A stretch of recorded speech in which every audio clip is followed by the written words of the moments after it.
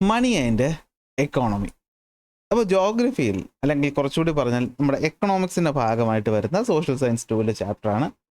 അപ്പോൾ ഈ ചാപ്റ്റർ പഠിച്ചു കഴിഞ്ഞാൽ എല്ലാവർക്കും ഉള്ള പ്രധാന പ്രശ്നം എന്ത് ഇതിനകത്ത് നിന്ന് പഠിക്കൂ എന്നുള്ളതാണ് അല്ലേ. ഭയങ്കര ബുദ്ധിമുട്ട്. ആദ്യത്തെ ഭാഗമൊക്കെ തന്നെ വായിക്കുമ്പോൾ തന്നെ നമുക്കങ്ങ് ബോറടിക്കും. എങ്ങനെ ചോദ്യങ്ങൾ വരും അല്ലേ, എങ്ങനെയായിരിക്കും നമുക്കതിനകത്ത് ക്വസ്റ്റ്യൻസ് എക്സ്പെക്ട് ചെയ്യാൻ പറ്റുന്നത്, ഇതായിരിക്കും നിങ്ങളുടെ പ്രധാന സംശയം പഠിച്ച് കഴിഞ്ഞ കുട്ടികൾക്ക്. അപ്പോൾ നമ്മൾ ഇന്നത്തെ ക്ലാസ് കൊണ്ട് ഈ ഒരു 32ഓളം ചോദ്യങ്ങൾ എന്ത് ചെയ്യാൻ പോവുകയാണ്, ഈ ചാപ്റ്ററിൽ നിന്ന് അങ്ങോട്ട് പഠിക്കാൻ പോവുകയാണ്.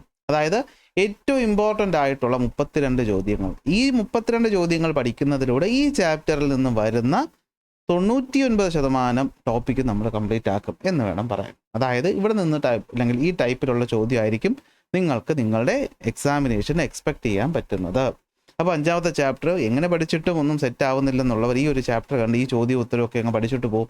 ഉറപ്പായിട്ട് നമുക്ക് ഇവിടെ നിന്നുള്ള മാർക്ക് സ്കോർ ചെയ്യാനായിട്ട് പറ്റും. അപ്പോൾ ഈ ചോദ്യങ്ങൾ ഞാൻ എൻ്റെ വീട്ടിലിരുന്ന് ഉണ്ടാക്കിയെടുത്തത് അല്ല, നിങ്ങളുടെ SCERT തന്നെ പുറത്തിറക്കിയ ചോദ്യങ്ങളാണ് നമ്മളിന്ന് നോക്കാനായിട്ട് പോകുന്നത്. അപ്പോൾ ചോദ്യം ഉത്തരം എന്ന രീതിയിലായിരിക്കും നമ്മൾ പോകുന്നത്. അതിൻ്റെ PDF നിങ്ങൾക്ക് എന്ത് ചെയ്യാം, നമ്മുടെ ടെലഗ്രാം വാട്സാപ്പ് ചാനലുകളിൽ നിന്ന് തികച്ചും ഫ്രീ ആയിട്ട് ഡൗൺലോഡ് ചെയ്യാവുന്നതാണ്. അപ്പോൾ ഇനി വരുന്ന ദിവസം, ഇനി കുറച്ച് ദിവസമേ ഉള്ളൂ നമ്മുടെ ടേം 2 പരീക്ഷയ്ക്ക്. അപ്പോൾ ഇനി വരുന്ന ദിവസങ്ങളിൽ ഞാൻ മാക്സിമം ഇതുപോലെയുള്ള ഓരോ ചാപ്റ്റേഴ്സിൽ നിന്ന് ഇമ്പോർട്ടൻ്റ് ആയിട്ടുള്ള ചോദ്യങ്ങൾ നിങ്ങൾക്ക് പരിചയപ്പെടുത്തി തരാം. കാരണം ക്ലാസ്സസ് ഓൾറെഡി നമ്മൾ എന്ത് ചെയ്തിട്ടുണ്ട്, അപ്ലോഡ് ചെയ്തിട്ടുണ്ട് അല്ലേ. ഇതൊക്കെ ഏതാണ്ട് 3 മാസത്തിന് മുന്നേ തന്നെ നമ്മൾ അപ്ലോഡ് ചെയ്ത ക്ലാസ്സസ് ആണ്. അപ്പോൾ നിങ്ങൾ ഉറപ്പായിട്ടും അത് കണ്ട് പഠിച്ചിട്ടുണ്ടാകുമെന്ന് ഞാൻ വിശ്വസിക്കുന്നു. ചോദ്യത്തിലോട്ട് പോകുന്നു. 1ാമത്തെ ചോദ്യം, how can money be defined? എന്താണ് പൈസ എന്ന് വെച്ചാൽ, രൂപ എന്ന് വെച്ചാൽ നമുക്കതിനെ എങ്ങനെ ഡിഫൈൻ ചെയ്യാൻ പറ്റും?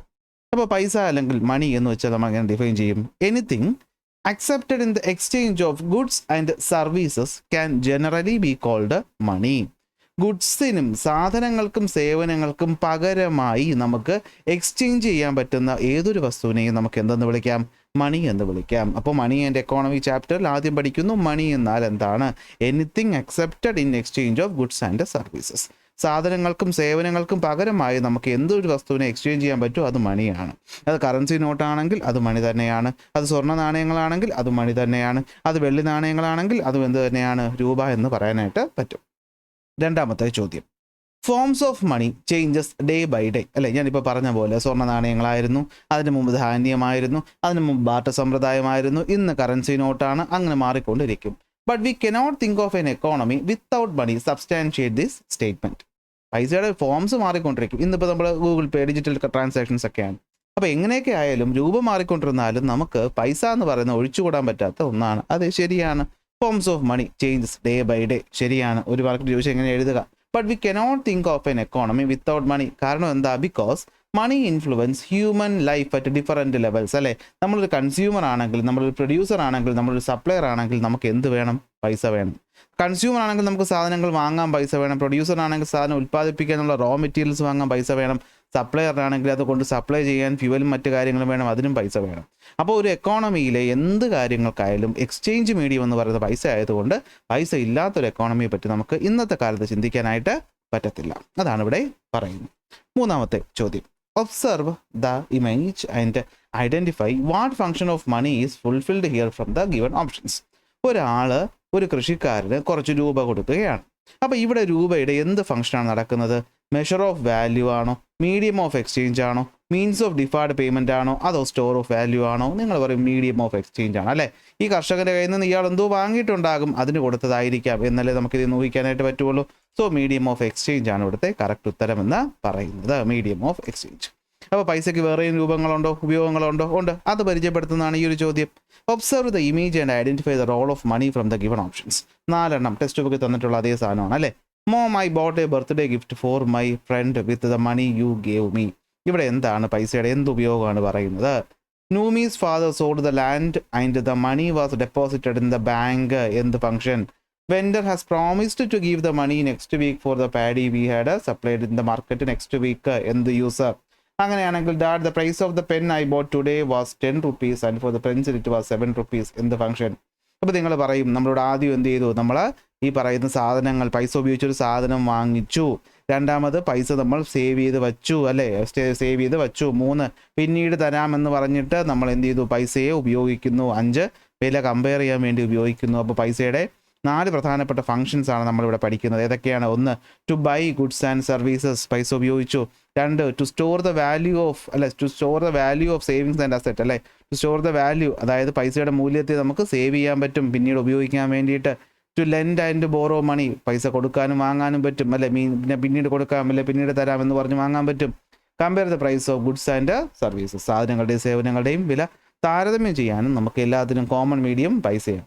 കാരണം പൈസയ്ക്ക് മുന്നേ ഉണ്ടായിരുന്ന ബാർട്ടർ സമ്പ്രദായത്തിലായിരുന്നെങ്കിൽ ഇതൊന്നും തന്നെ നമുക്ക് പറ്റില്ലായിരുന്നു. അഞ്ചാമത്തെ ചോദ്യം. അപ്പോൾ ഇത് വെച്ച് തന്നെ നമുക്ക് പഠിക്കാം. Explain the general functions of money. പൈസയുടെ പ്രധാനപ്പെട്ട ഫംഗ്ഷനുകൾ ഏതൊക്കെയാണെന്ന് ചോദിച്ചാൽ നിങ്ങൾ പറയും ഇതൊക്കെയാണ് പ്രധാനപ്പെട്ട ഫംഗ്ഷൻസ്. 5 മാർക്കിന് വരെ എന്ത് ചെയ്യാം, ഈ ഒരു ചോദ്യം വരാം. 5 മാർക്കിന് വന്നാൽ നിങ്ങൾ ഇങ്ങനെ വേണം ഉത്തരം എഴുതാനായിട്ട്. അപ്പോൾ ആദ്യം തന്നെ എന്തൊക്കെ ഫംഗ്ഷൻസ് എന്ന് വേണമെങ്കിൽ ഒന്ന് പോയിന്റ് ഔട്ട് ചെയ്യാം. മീഡിയം ഓഫ് എക്സ്ചേഞ്ച് ആണ്, മെഷർ ഓഫ് വാല്യൂ ആണ്, സ്റ്റോർ ഓഫ് വാല്യൂ ആണ്, മീൻസ് ഓഫ് ഡിഫേർഡ് പേയ്മെൻ്റ് ആണ്. 4 എണ്ണം 1 by 1 എഴുതുക.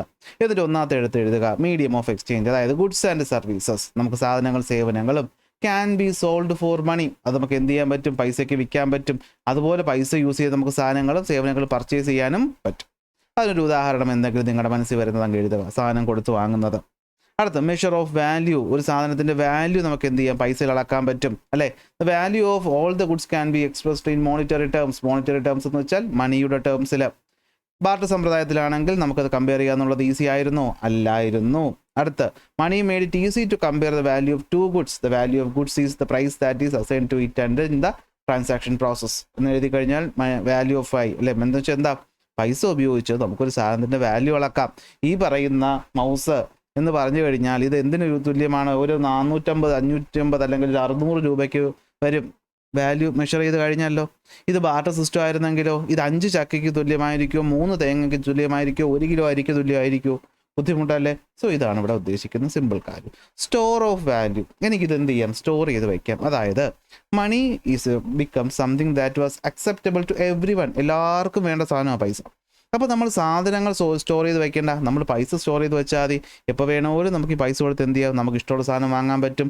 It had become possible to store the value of any goods in the form of money. ഞാനൊരു rubber കർഷകനാണ്, അല്ലെങ്കിൽ ഞാനൊരു മാങ്ങ കർഷകനാണ്. എനിക്കിപ്പോൾ മാങ്ങ സീസൺ കുറേ മാങ്ങ കിട്ടി. അപ്പോൾ എനിക്ക് പിന്നീട് മാങ്ങ കൊടുത്തിട്ട് വേണം സാധനം വാങ്ങാനെന്ന് പറഞ്ഞാൽ മാങ്ങ അത്രയും കാലം സൂക്ഷിക്കാൻ പറ്റില്ല. അപ്പോൾ മാങ്ങ വിറ്റു, കാശ് വാങ്ങി, കാശ് ഞാൻ ബാങ്കിൽ വെച്ചു, ബാങ്കിൽ നിന്ന് ആവശ്യമുള്ളപ്പോൾ ഞാൻ പൈസ എടുത്തു, സാധനം വാങ്ങിച്ചു. അതാണ് ഇവിടെ ഉദ്ദേശിക്കുന്നത് സ്റ്റോർ ഓഫ് വാല്യൂ. അടുത്ത means of deferred payment. Deferred payment എന്ന് വെച്ച് കഴിഞ്ഞാൽ എന്തായിരിക്കും, ബിസിനസ്സുകളൊക്കെ നമ്മൾ ഇന്ന് നടക്കുന്നത് എന്തിലാണ്, ക്രെഡിറ്റിലൂടെയാണ് അല്ലേ. അതായത് നമുക്ക് ഇന്ന് പൈസ നമ്മളതിലില്ല, പക്ഷേ ഞാൻ ബിസിനസ്സുകാരനാണ്, ഞാൻ ഫേസ്ബുക്ക് തുടങ്ങാൻ പോവുകയാണ്, പക്ഷേ ഫേസ്ബുക്ക് തുടങ്ങാനുള്ള കാശ് എൻ്റെ ഇല്ല. അപ്പോൾ ഫേസ്ബുക്ക് തുടങ്ങാൻ അല്ലെങ്കിൽ ഇതുപോലത്തെ ഒരു ആപ്ലിക്കേഷൻ തുടങ്ങാൻ എനിക്ക് കാശില്ല. അപ്പോൾ ബാങ്ക് എനിക്ക് കാശ് തന്നാലേ എനിക്ക് തുടങ്ങാൻ പറ്റൂ. തുടങ്ങിയാലേ എനിക്ക് മാർക്ക് സക്കർബർഗിനെ പോലെ എന്ത് ചെയ്യാൻ പറ്റുള്ളൂ, വലിയൊരു കാശുകാരൻ കോടീശ്വരനാവാൻ പറ്റുള്ളൂ. അപ്പോൾ അതുപോലെ നമുക്ക് പിന്നീട് കടമായി കൊടുക്കാൻ പൈസയെ കടമായിട്ട് കൊടുക്കാൻ പറ്റുള്ളൂ, വേറൊന്നും കൊടുക്കാൻ പറ്റത്തില്ല. അപ്പോൾ അതാണ് എന്തെന്ന് പറയുന്നത്, ഈ പറയുന്ന പൈസയുടെ പ്രധാനപ്പെട്ട ഫംഗ്ഷൻസ്. 5 മാർക്കിന് ചോദിച്ചാൽ 4 ഇമ്പോർട്ടൻറ്റ് പോയിന്റ് എഴുതി 4 പോയിന്റിനെയും ചെറുതായി ഒന്ന് എക്സ്പ്ലെയിൻ ചെയ്ത് ഓരോ പാരഗ്രാഫ് ആക്കി എഴുതിയാൽ മാർക്ക് അവിടെ കിട്ടും. 6ാമത്തെ ചോദ്യം. A key characteristics of money is that it is generally recognized and accepted. What other characters should money possess? Identify and complete the table. നമുക്കറിയാം പൈസ എന്ന് വെച്ച് കഴിഞ്ഞാൽ എന്തായിരിക്കും, ഒരു മീൻസ് ഓഫ് എക്സ്ചേഞ്ച് ആണ്. ആർക്ക് കൊടുത്താലും അത് അവർ വേണ്ട എന്ന് പറയത്തില്ല. പൈസയ്ക്കുള്ള മറ്റു ഗുണങ്ങൾ എന്തൊക്കെയാണ്? 1, 2 എണ്ണം തന്നിട്ടുണ്ട്. ഡിഫിക്കൽട്ട് ടു കൗണ്ടർ ഫീറ്റ് എന്ന് വെച്ചാൽ കള്ളനോട്ട് അടിക്കുക എന്ന് വെച്ചാൽ ബുദ്ധിമുട്ടാണ് അല്ലേ. ഇതിന് നമ്മൾ അതുപോലെ റെപ്ലിക്കേറ്റ് ചെയ്യാൻ ബുദ്ധിമുട്ടാണ്, ഒരുപാട് സേഫ്റ്റി ഫീച്ചേഴ്സ് ഉണ്ട്. അടുത്ത് ഇറ്റ് ഈസ് ഡിവിസിബിൾ എന്ന് വെച്ചാൽ എന്താ, നമുക്കറിയാം പല പല ഡിനോമിനേഷനിലാണ് പൈസ വരുന്നത്. 10 രൂപ, 5 രൂപ അല്ലേ. എനിക്ക് 100 രൂപ കൊടുത്തിട്ട് 10 രൂപയുടെ 10 നോട്ട് വാങ്ങാം, അല്ലെങ്കിൽ 20 രൂപയുടെ നോട്ട് വാങ്ങാം, 50ൻ്റെ 2 നോട്ട് വാങ്ങാം. It is divisible.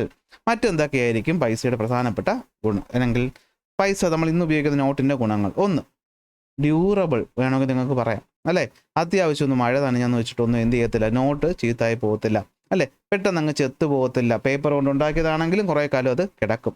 മറ്റൊന്ന് ജനറലി അക്സെപ്റ്റഡ്, അത് ഓൾറെഡി ഇവിടെ പറഞ്ഞു കഴിഞ്ഞു, അതാണെന്തെന്ന് പറയുന്നത്. അല്ലെങ്കിൽ നമുക്ക് വേണമെങ്കിൽ എന്ത് പറയാം, ഈസി ടു ക്യാരി എന്ന് വേണമെങ്കിൽ നിങ്ങൾക്ക് എന്ത് ചെയ്യാം, വേറൊരു ഓപ്ഷനായിട്ട് എഴുതാം. കൊണ്ടുകിടക്കാൻ എളുപ്പമാണ്, ചെറിയതല്ലേ, പോക്കറ്റിനകത്ത് വെച്ചുകൊണ്ട് നമുക്ക് കൊണ്ടുകിടക്കാൻ പറ്റും. സ്വർണ്ണ നാണയങ്ങളായിരുന്നെങ്കിലോ പോക്കറ്റിൽ കൊണ്ടുകിടക്കാൻ പറ്റുമോ? ഇല്ല. അതാണ് ഇവിടുത്തെ പോയിന്റ്. സെറ്റല്ലേ? അടുത്ത ചോദ്യത്തിലോട്ട് പോകാമല്ലോ. 7ാമത്തെ ചോദ്യം. അപ്പോൾ ഈ പറയുന്ന 30 ചോദ്യങ്ങൾ ചെയ്ത് കഴിയുമ്പോൾ നമ്മൾ ചാപ്റ്റർ എന്ത് ചെയ്യുവാണ്, സത്യത്തിൽ റിവൈസ് ചെയ്യാണ്. 1 ഷോട്ട് വീഡിയോ എന്ന് പറഞ്ഞിട്ട് ഞാൻ ഇതേ ചോദ്യങ്ങളിട്ട് പറഞ്ഞു തന്നാലും നിങ്ങൾക്ക് ഒരേ എഫക്റ്റ് തന്നെയാണ്. പക്ഷെ നമ്മളുടെ ചോദ്യം ഉത്തരമായിട്ട് പഠിക്കും. കാരണം പല കുട്ടികൾക്കും സോഷ്യൽ സയൻസ് ഒക്കെ ചോദ്യം ഉത്തരമായിട്ട് പഠിക്കുന്നതാണ് ഇഷ്ടം. അല്ലെങ്കിൽ എന്താ പറ്റുന്നത്, നമുക്ക് ചോദ്യം കാണുമ്പോൾ അയ്യോ നമ്മളെല്ലാം പഠിച്ചാണല്ലോ, ഇതിൽ ഏത് പോയിന്റ് എടുത്ത് ഞാൻ ഉത്തരം എഴുതും, അത് ആലോചിച്ച് തന്നെ 2 മിനിറ്റ് പോകും. അപ്പോൾ അത് ഒഴിവാക്കാനാണ് ഇങ്ങനെ ഞാൻ തരുന്നത്. ഓക്കെ, 1 ഷോട്ട് വീഡിയോസൊക്കെ ആവശ്യം പോലെ നമുക്ക് ഓൺലൈനിൽ അവൈലബിൾ ഉണ്ടല്ലോ. അപ്പോൾ നിങ്ങളത് കണ്ട് പഠിക്കുക. ഏഴാമത്തെ ചോദ്യം, explain how rice production a primary economic activity stimulate the economic activities of production, distribution and consumption and strengthen the economy. ഒരു ആക്ടിവിറ്റി എങ്ങനെ മറ്റൊരു ആക്ടിവിറ്റിയെ സ്വാധീനിക്കും, വിശദമായി നമ്മൾ പഠിച്ചതാണ് അല്ലേ.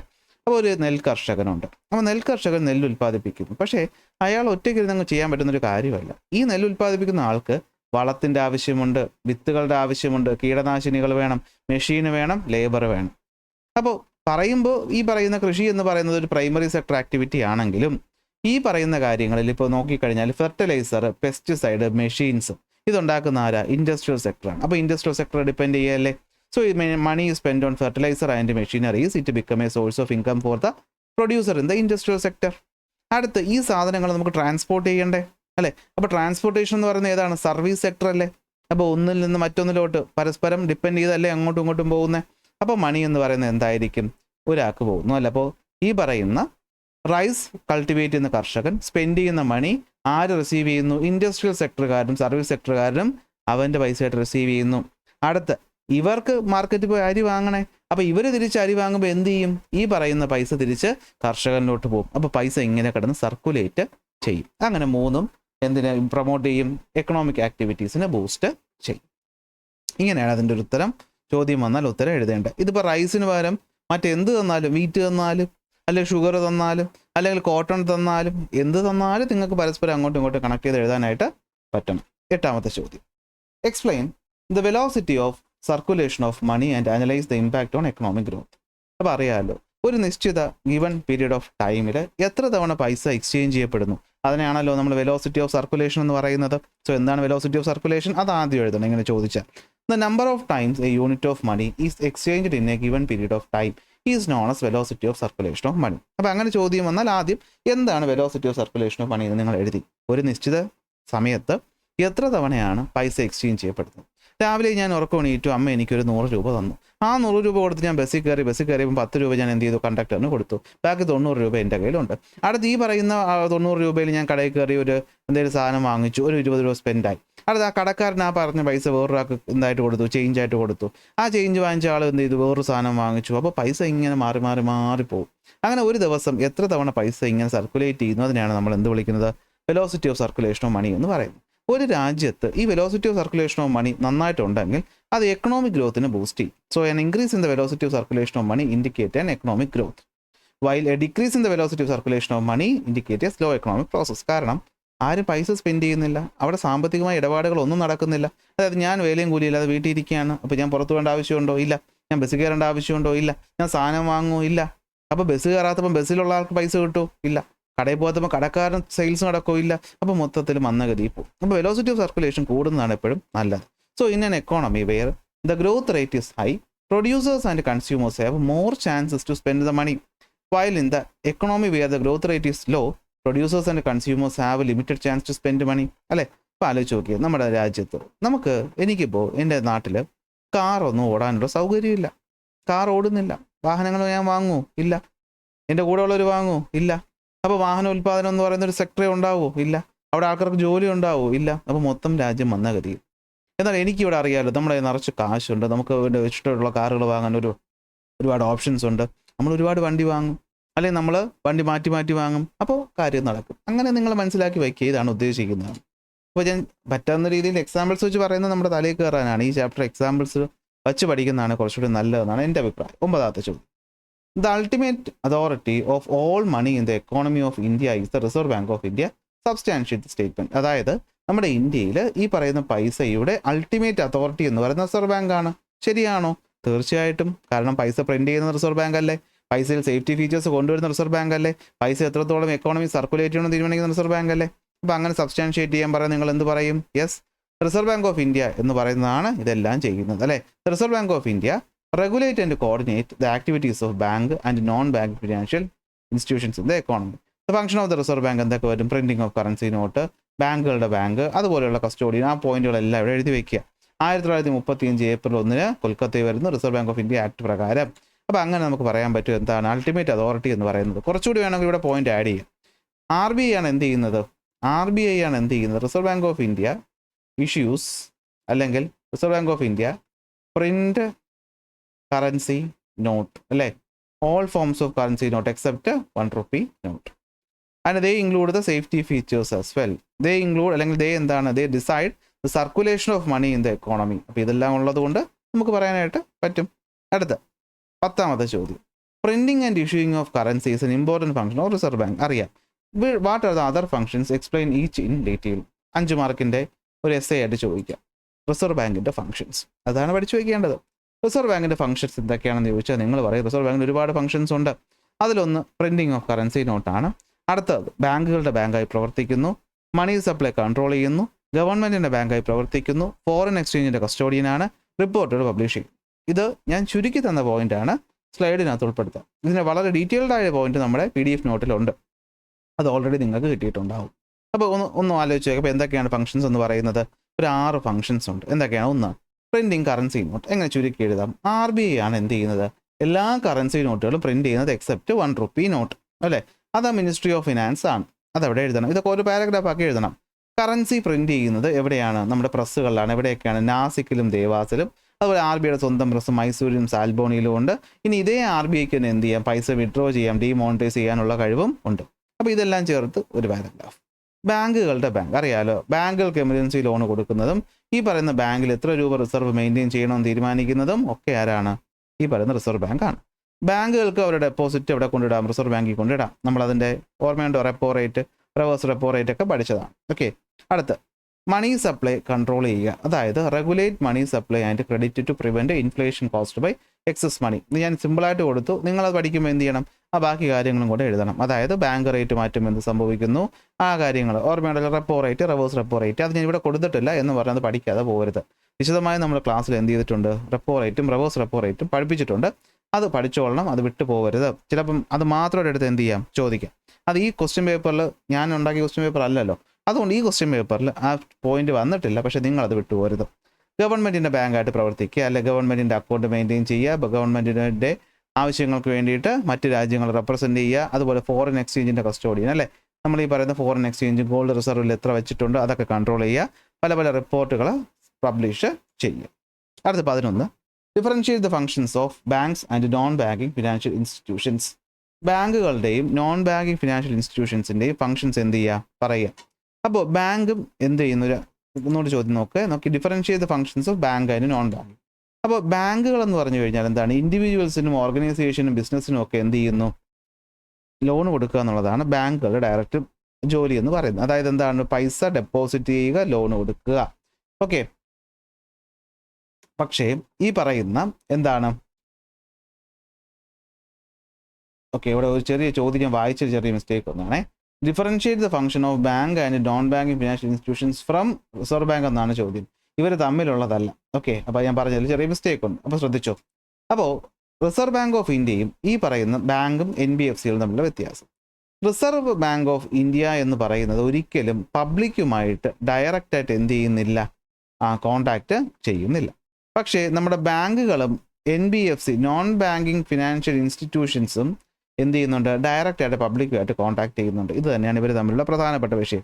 1 മാർക്കിനോ 2 മാർക്കിനോ ചോദിക്കുമ്പോൾ ഇത്ര എഴുതിയാൽ മതി. So bank and non banking financial institutions are institutions that provide financial services to individuals, organisations and business in the economy. പക്ഷേ റിസർവ് ബാങ്ക് എന്തായിരിക്കും? Does not directly deal with the individual, organisation or business. ഡയറക്റ്റായിട്ട് ഡീല് ചെയ്യത്തില്ല.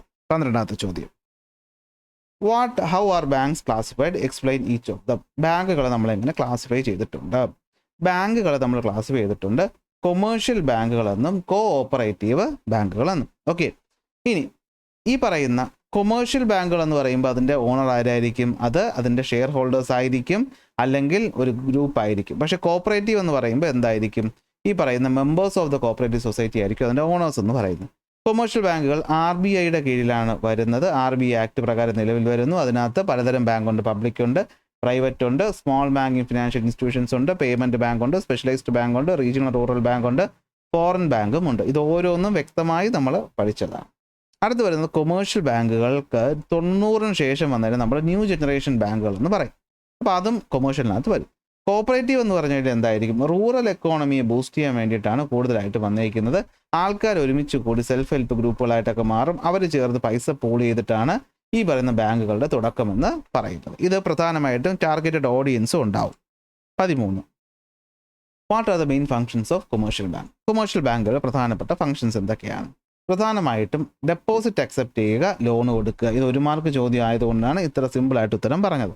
Okay, ഇനി loan type നമ്മൾ അടുത്ത ചോദ്യത്തിൽ വരുന്നുണ്ട്. What are the various type of deposit account offered by the public to the public by the commercial bank? അതുകൊണ്ടാണ് അടുത്ത എക്സ്പ്ലനേഷൻ. എന്താണ്, ഏതൊക്കെ ടൈപ്പ് ഡെപ്പോസിറ്റ് ആണ് ബാങ്ക് കൊടുക്കുന്നത്? 4 എണ്ണം. Savings, current, term, recurring. Savings എന്ന് പറഞ്ഞു കഴിഞ്ഞാൽ അറിയായിരിക്കും, നമുക്ക് എപ്പോൾ വേണമെങ്കിലും പൈസ ഡെപ്പോസിറ്റ് ചെയ്യാം, എപ്പോൾ വേണമെങ്കിലും വിഡ്രോ ചെയ്യാം, പക്ഷേ ലോ ഇൻട്രസ്റ്റ്. കറണ്ട് ഡെപ്പോസിറ്റ് എന്ന് വെച്ച് കഴിഞ്ഞാൽ ബിസിനസ് ട്രാൻസാക്ഷൻ ഉള്ള ബിസിനസ്സുകാർ നടത്തുന്നതാണ്. നമുക്ക് എന്തില്ല, പലിശയില്ല, പക്ഷേ എത്ര രൂപ വേണമെങ്കിലും ഒരു ദിവസം നമുക്ക് ഇടാം, എത്ര രൂപ വേണമെങ്കിലും എടുക്കാം. അവിടെ നമുക്ക് ഓവർ ഡ്രാഫ്റ്റ് കൂടെ എടുക്കും. OD എന്ന് വെച്ചാൽ അറിയാമല്ലോ എന്താണ്, നമ്മുടെ അക്കൗണ്ടിൽ കിടക്കുന്ന പൈസയേക്കാൾ കുറച്ചുകൂടി കൂടിയ പൈസ നമുക്ക് എന്ത് ചെയ്യാൻ പറ്റും, ബാങ്കിൽ നിന്ന് വിഡ്രോ ചെയ്യാനായിട്ട് പറ്റും. അടുത്ത് വരുന്നു TD അഥവാ ടേം ഡെപ്പോസിറ്റ്, അല്ലെങ്കിൽ നമുക്കറിയാമെന്നുള്ള പേര് ഫിക്സഡ് ഡെപ്പോസിറ്റ്. ഒരു ഡെഫിനിറ്റ് പീരീഡ് ഓഫ് ടൈമിൽ നമ്മൾ എന്ത് ചെയ്യുന്നു, പൈസ ബാങ്കിൻ്റെ കയ്യിൽ ഏൽപ്പിച്ചാൽ അതാണ് ഫിക്സഡ് ഡെപ്പോസിറ്റ്. ഏർലി ആയിട്ട് നമ്മൾ പൈസ എടുത്താൽ ഇൻട്രസ്റ്റ് കുറയും. ഏറ്റവും കൂടുതൽ ഇൻട്രസ്റ്റ് തരുന്നത് മെച്യൂരിറ്റി ടൈമിൽ ഏറ്റവും കൂടുതൽ ഇൻട്രസ്റ്റ് തരുന്നത് FD അല്ലെങ്കിൽ ടേം ഡെപ്പോസിറ്റ് ആണ്. റെക്കറിംഗ് ഡെപ്പോസിറ്റ് എന്ന് വെച്ചാൽ എന്താണ്, നമ്മൾ റെഗുലറായിട്ട് ഒരു സെറ്റ് പീരീഡ് ഓഫ് ടൈമിലേക്ക് ഒരു ചെറിയ ഫിക്സഡ് എമൗണ്ട് അയച്ചുകൊണ്ടിരിക്കുന്നു. സേവിങ്സിനേക്കാൾ കൂടുതൽ പലിശ, എന്നാൽ ഫിക്സഡിനേക്കാളും കുറച്ച് പലിശയും നമുക്ക് കിട്ടും. 15. Why do bank offer higher interest rate on fixed deposit than on savings deposit? Savings ഡെപ്പോസിറ്റിനേക്കാൾ എന്തുകൊണ്ടാണ് FDക്ക് കൂടുതൽ പൈസ തരുന്നത്? വളരെ സിമ്പിളാണ്. ഫിക്സഡ് ഡെപ്പോസിറ്റ് ആകുമ്പോൾ നമ്മൾ ബാങ്കിനോട് ഒരു കരാറിലെത്തുകയാണ്, നമ്മൾ ഇത്ര സമയത്തേക്ക് നമ്മൾ ഈ പൈസ എടുക്കത്തില്ല. അതുകൊണ്ട് ബാങ്കുകൾക്ക് എന്ത് ചെയ്യാൻ പറ്റും, ബാങ്കുകൾക്ക് ഈ പറയുന്ന പൈസയെ നമുക്ക് കൂടുതൽ, ബാങ്ക് എന്താ ചെയ്യുന്നത്, മറ്റൊരാൾക്ക് പലിശയ്ക്ക് ഈ പൈസ കൊടുക്കുക. അപ്പോൾ നമ്മൾ 5 കൊല്ലത്തേക്ക് ഇത് വാങ്ങൂലെന്ന് ഉറപ്പുള്ളപ്പോൾ ബാങ്കിന് എന്ത് ചെയ്യാം, വിശ്വസിച്ച് ധൈര്യത്തോടെ ഇത് ഒന്നിലധികം ആൾക്കാർക്ക് വളരെ ഈസി ആയിട്ട് കൊടുക്കാനായിട്ട് പറ്റും. ഇവിടെ നോക്കിയേ, ബിക്കോസ് നോക്കിയേ, customer agree to deposit their money away for a specific period. എന്താ, providing the bank with certainty. ബാങ്കിന് ഉറപ്പുണ്ട് തൽക്കാലം എടുക്കത്തില്ലെന്ന്. ദിസ് അലോ ദ ബാങ്ക് എന്തിനാണ്, to confidently use the fund for longer term high profit providing activities. അല്ലേ, കൂടുതൽ കാലത്തേക്ക് നമുക്ക് ഈ പൈസ ഇട്ട് റോൾ ചെയ്യാൻ പറ്റും. അപ്പോൾ ഓരോ തവണ റോൾ ചെയ്യുമ്പോഴും ബാങ്കിന് കാശ് കിട്ടും. അപ്പോൾ ബാങ്കിന് അതിൽ നിന്നൊരു ഷെയർ കസ്റ്റമറിന് കൊടുക്കുന്നതുകൊണ്ട് വിരോധമൊന്നുമില്ലല്ലോ. മാത്രമല്ല കൂടുതൽ ലാഭമുള്ള, അല്ലെങ്കിൽ ചിലപ്പോൾ റിസ്ക് കുറച്ച് കൂടുതലുള്ള കാര്യം, കാരണം ഇപ്പോൾ ചിലപ്പോൾ നഷ്ടം വന്നാൽ ഒരു 5 വർഷം ഉണ്ടല്ലോ നമുക്ക് മെയിൻറ്റെയിൻ ചെയ്യാൻ എന്ന രീതിക്ക് റിസ്ക് എടുക്കാൻ പറ്റും. പക്ഷേ സേവിങ്സ് ഡെപ്പോസിറ്റ് ആണെങ്കിൽ അതിന് ഹൈ ലിക്വിഡിറ്റിയാണ്. എന്ന് വെച്ചാൽ വേറൊന്നുമില്ല, എപ്പോൾ വേണമെങ്കിലും നാളെ രാവിലെ ഇപ്പോൾ ഞാനൊരു ഞാനൊരു ബാങ്കാണ്, എനിക്കൊരു 50,000 രൂപ കൊണ്ട് തന്നു. ഏതാണ് സേവിങ്സ് ഡെപ്പോസിറ്റ്. ഞാൻ അതിൽ 40,000 എടുത്തെടുത്തിന് കടം കൊടുത്തു. അടുത്ത ദിവസം രാവിലെ ആകുമ്പോൾ എൻ്റെ 50,000 തരാൻ ചോദിച്ചാൽ ഞാനുള്ള 40 കടം കൊടുത്തു, ഞാൻ എന്തെടുത്തിട്ട് കൊടുക്കും, ബാങ്ക് അതോടെ പൊളിയും. സോ ബാങ്കിന് അത് ചെയ്യാൻ പറ്റത്തില്ല. അപ്പോൾ അതിൽ നിന്ന് വളരെ ചെറിയ എമൗണ്ട് എടുത്തിട്ട് ബാങ്കിന് കളിക്കാൻ പറ്റുള്ളൂ. അപ്പോൾ അത് വരുമ്പോൾ ബാങ്ക് കൊടുക്കുന്ന പലിശ എന്തായിരിക്കും, കുറവായിരിക്കും. അതാണ് ഇവിടെ പറയുന്നത്. So forcing the bank to keep the fund readily available, therefore the higher FD rate സേവിങ്സിൽ അത്രയും കിട്ടുന്നില്ല. 16ാമത്തെ ചോദ്യം, commercial banks provide various loans to individuals and institutions for various financial activities. How do these functions are done? അതായത് commercial bank എന്ത് ചെയ്യുന്നു, പലതരം ലോണുകൾ കൊടുക്കുന്നുണ്ട്. അപ്പോൾ അതിൻ്റെ പ്രവർത്തന രീതി എന്താണ്, അതിപ്പോൾ തന്നെ നിങ്ങൾക്ക് മനസ്സിലായിട്ടുണ്ടാവും. എന്താ സംഭവം, ഡെപ്പോസിറ്റ് ചെയ്യുന്ന ആൾ, ബാങ്ക് ലോൺ വാങ്ങുന്ന ആൾ, ഇവർക്കിടയിലുള്ള ഇൻ്റർമീഡിയറിയാണ് ബാങ്ക് എന്ന് പറയുന്നത്. അല്ലെ, ഈ ഇൻ്റർമീഡിയറിയാണ് എന്തെന്ന് പറയുന്നത്, ബാങ്ക് എന്ന് പറയുന്നത്. നമ്മുടെ കയ്യിൽ എക്സസ് ആയിട്ടുള്ള പൈസ നമ്മൾ എന്ത് ചെയ്യും, ഡെപ്പോസിറ്റ് ചെയ്യും. ബാങ്ക് നമുക്ക് എന്ത് തരും, ഇൻട്രസ്റ്റ് തരും. ഈ പറയുന്ന പൈസ ലോൺ എന്ന രീതിക്ക് ആർക്ക് കൊടുക്കും, കസ്റ്റമറിന് കൊടുക്കും. കസ്റ്റമർ തിരിച്ചെന്ത് കൊടുക്കും, ഇൻട്രസ്റ്റ് റേറ്റ് കൊടുക്കും. ഇത് തമ്മിൽ വ്യത്യാസം ഉണ്ടായിരിക്കും. ഇത് 10% ആണെങ്കിൽ ഇത് 5 ആയിരിക്കും. സോ ബാക്കി 5% ആരെടുക്കും, ബാങ്ക് എടുക്കും. ഇതാണ് സംഭവം. So commercial bank act as an intermediary between depositor and borrower. Bank keep a portion of the deposit received as reserve and lend the rest to the entrepreneur. Commercial bank charge interest on the various loans they provide to the consumers. The interest rate charged by the borrower is higher than the interest paid to the depositor. ഈ difference എന്ന് പറയുന്നതാണ് എന്ത്, ബാങ്കിൻ്റെ പൈസ എന്ന് പറയുന്നത്. 17ാമത്തെ ചോദ്യം, Anu and Manu are students of class 9. Anu won a prize of 25,000 in a state level elocution competition. Manu receives National Merit Cum Mean Scholarship of 12,000 every year from class 9 to 12. Both of them wanted to deposit the money in the bank for higher education. Which bank account would you suggest for Anu and Manu? ഇത്രയേ ഉള്ളൂ. അനു ഉണ്ട്, മനു ഉണ്ട്. അനുവിനിപ്പോൾ ഒറ്റയടിക്ക് 25,000 രൂപ കിട്ടി. മനുവിന് ഈ പറയുന്ന 9ാം class തൊട്ട് +2 വരെ ഓരോ വർഷവും 12,000 രൂപ വെച്ച് കിട്ടും. ഇവർക്ക് ബാങ്കിൽ തുടങ്ങാൻ പറ്റുന്ന ഒരു അക്കൗണ്ട് സജസ്റ്റ് ചെയ്യാനാണ് ഇവിടെ പറഞ്ഞേക്കുന്നത്. അപ്പോൾ അനുവിൻ്റെ കയ്യിൽ ഒറ്റയടിക്ക് പൈസ ഇരിക്കുകയാണ്. അതായത് ഒറ്റയടിക്ക് ഒരു ഫിക്സഡ് എമൗണ്ട് ഉണ്ട്. അത് നമ്മൾ എന്ത് ചെയ്യും? നമ്മൾ ഫിക്സഡ് ഡെപ്പോസിറ്റ് അല്ലെങ്കിൽ ടേം ഡെപ്പോസിറ്റ് ഇടുന്നതാണ് ലാഭം. മനുവിന് ഓരോ വർഷവും 12,000 വെച്ച് കിട്ടും. അപ്പോൾ അതുകൊണ്ട് നമുക്ക് ചെയ്യാൻ പറ്റുന്ന ഒന്നുകിൽ ഓരോ വർഷവും കിട്ടിക്കഴിയുമ്പോൾ 12,000 FD ഇടുക. അതിനേക്കാളും നല്ലത് എന്ത് ചെയ്യുക? ആദ്യത്തെ 12,000 കിട്ടിക്കഴിയുമ്പോൾ 12,000 ആണ്. അപ്പോൾ ഒരു മാസം 1000 വെച്ചിട്ട് നമുക്ക് എന്ത് ചെയ്യാം?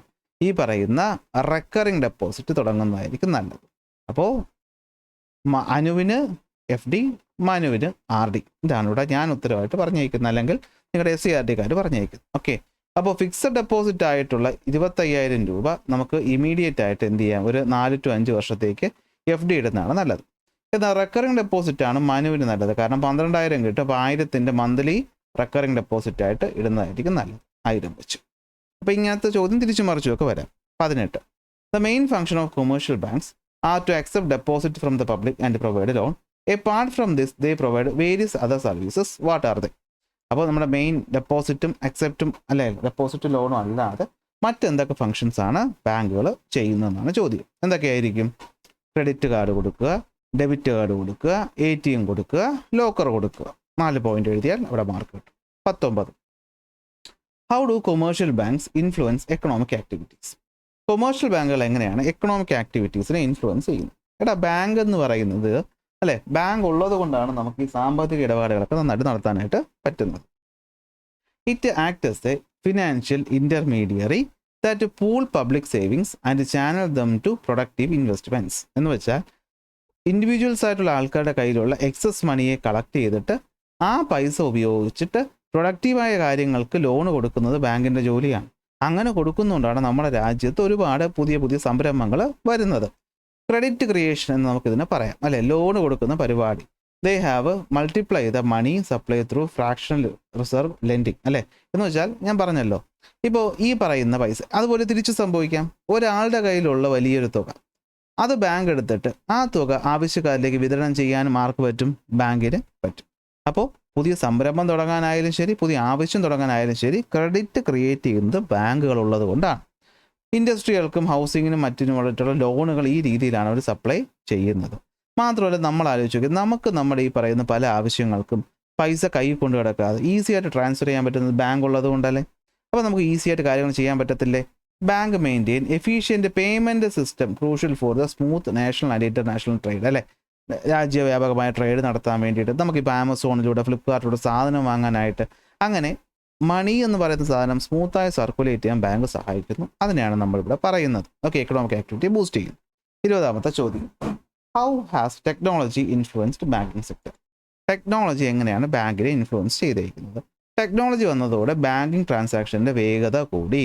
സ്മാർട്ട് ഫോണുകളിലൂടെയും ഓൺലൈൻ ബാങ്കിങ്ങിലൂടെയും വളരെ വേഗത്തിൽ വളരെ സ്ഥലത്ത് നിന്നുകൊണ്ട് 24 മണിക്കൂറും 7 ദിവസവും അല്ലെങ്കിൽ 365 ദിവസവും നമുക്ക് എന്ത് ചെയ്യാം?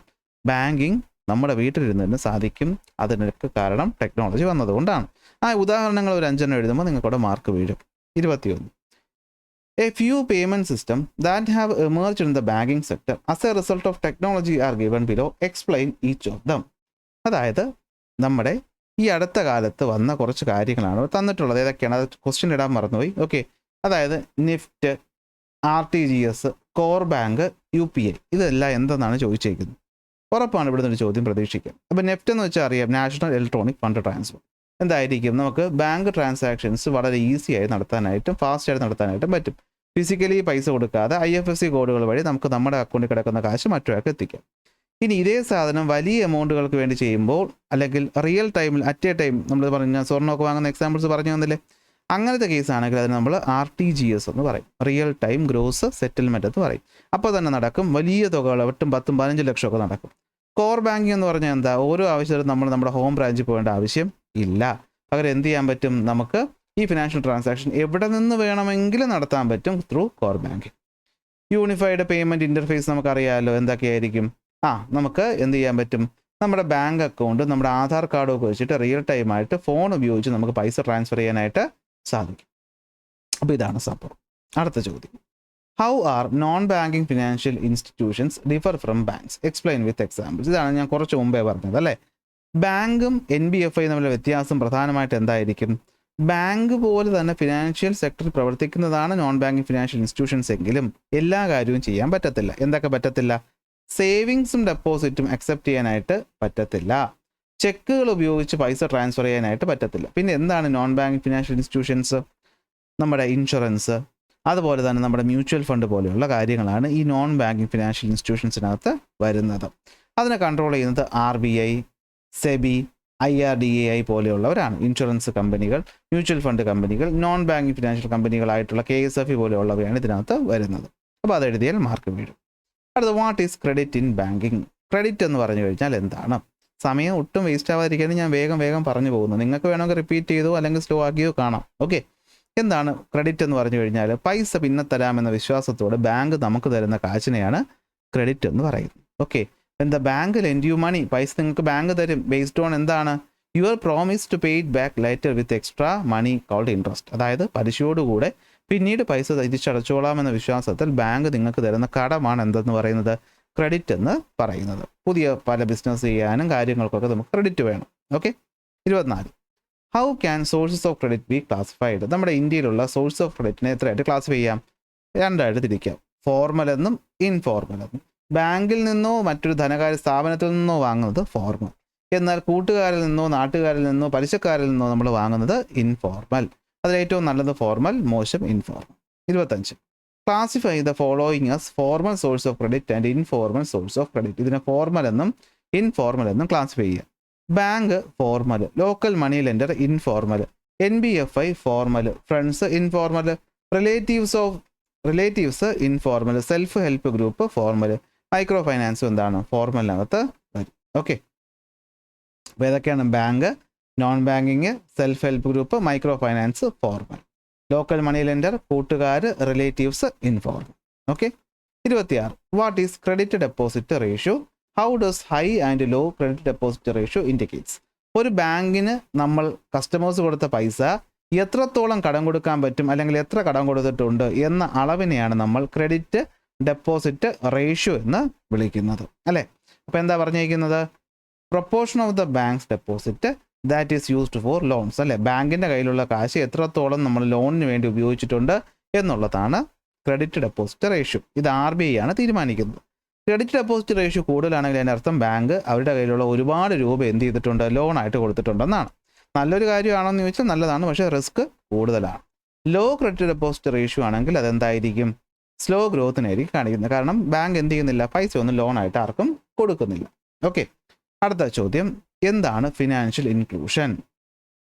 എല്ലാ ആൾക്കാരിലേക്കും ബാങ്കിൻ്റെ സേവനങ്ങൾ എത്തിക്കുക എന്നുള്ളതാണ് എന്തെന്ന് പറയുന്നത്? So the effort to bring benefit of functioning of money and financial institutions to everyone is called financial inclusions.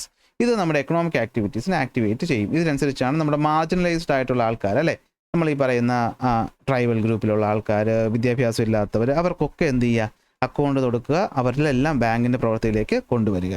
അടുത്ത, what is latest trend in financial transaction? Name the types of payment promoted by government to increase the use of digital currency thus moving towards cashless economy. അപ്പോൾ അറിയാമല്ലോ, നമ്മുടെ economic അല്ലെങ്കിൽ financial ട്രാൻസാക്ഷൻ്റെ പുതിയ trend എന്ന് പറയുന്നത് എന്താണ്? Digital currency എന്ന് വെച്ചാൽ നമ്മൾ ഫിസിക്കലി ഉള്ള പൈസയെ നിർത്തിയിട്ട് ഓൺലൈനിലൂടെ പൈസ ട്രാൻസ്ഫർ ചെയ്യും. അപ്പോൾ ഈ നോട്ട് പ്രിൻറ്റ് ചെയ്യേണ്ട ഒരു ആവശ്യം അവിടെ പിന്നെ ഇല്ലാണ്ടാകും. Okay, it is the latest trend in the financial transaction. The government is promoting Aadhaar based payment system, wallet, financial switch. എന്തിനു വേണ്ടിയിട്ടാണ്?